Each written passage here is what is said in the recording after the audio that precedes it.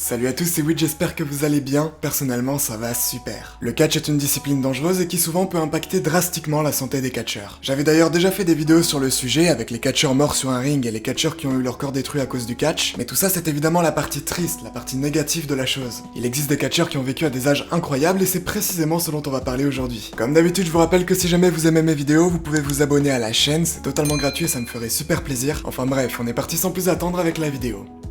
5. Gary Hogarth. On commence cette vidéo avec Gary Hogarth, un catcheur britannique né le 17 avril 1922 et qui aura une longue et belle carrière dans le catch en étant par exemple champion poids lourd au Royaume-Uni. Il nous quittera le 14 août 2019, alors âgé de 97 ans et 119 jours. 4. Dan McLeod.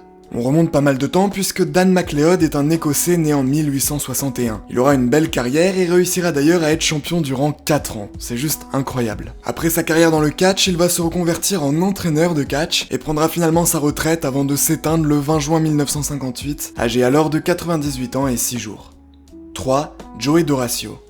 Joey est un Britannique né le 27 juillet 1922 et qui va d'abord passer par la Seconde Guerre mondiale avant de devenir catcheur en 1948, alors âgé de 26 ans. Ce qui est assez drôle, c'est qu'il a aussi été peintre, écrivain, acteur et même cascadeur. Enfin bref, il a enfilé plein de casquettes tout au long de sa vie. Après une longue carrière dans le catch, il prendra sa retraite et aujourd'hui, il vit paisiblement au Royaume-Uni. C'est le catcheur encore en vie le plus âgé au monde, puisque Joey a 98 ans et 266 jours au moment où j'enregistre cette vidéo.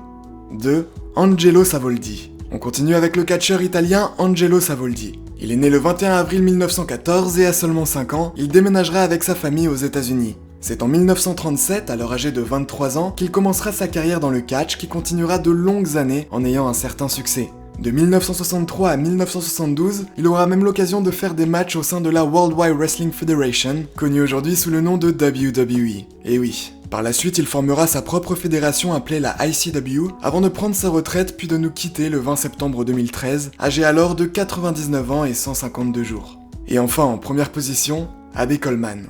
On termine cette vidéo avec le catcheur qui a vécu le plus longtemps. Il s'agit du Polonais Abe Coleman qui a pu atteindre les 101 ans. Il est né le 20 septembre 1905 dans la ville de Zicklin en Pologne et commencera sa carrière de catcheur en 1929, âgé alors de 24 ans. Il ne gagnait que 25 $ par match mais continuera sa carrière durant 29 ans. Bon, je vous rassure, après 29 ans, il touchait plus 25 $ par match. Et même s'il ne remportera jamais de titre, Coleman aura l'occasion de faire des matchs dans des arènes remplies de 36 000 ou encore 60 000 personnes, ce qui est énorme bien sûr. Il aura apporté beaucoup de choses au monde du catch en étant notamment considéré comme l'inventeur du dropkick, ce mouvement devenu un grand classique aujourd'hui. Abe Coleman s'éteindra le 28 mars 2007, âgé alors de 101 ans et 189 jours. Voilà, on arrive à la fin de cette petite vidéo, j'espère sincèrement qu'elle vous aura plu, si c'est le cas comme d'habitude, n'hésitez pas à vous abonner à la chaîne, c'est totalement gratuit et ça me ferait super plaisir, enfin bref. Nous on se revoit très vite pour de nouvelles vidéos et d'ici là, portez-vous bien, c'était Wiz, bye tout le monde.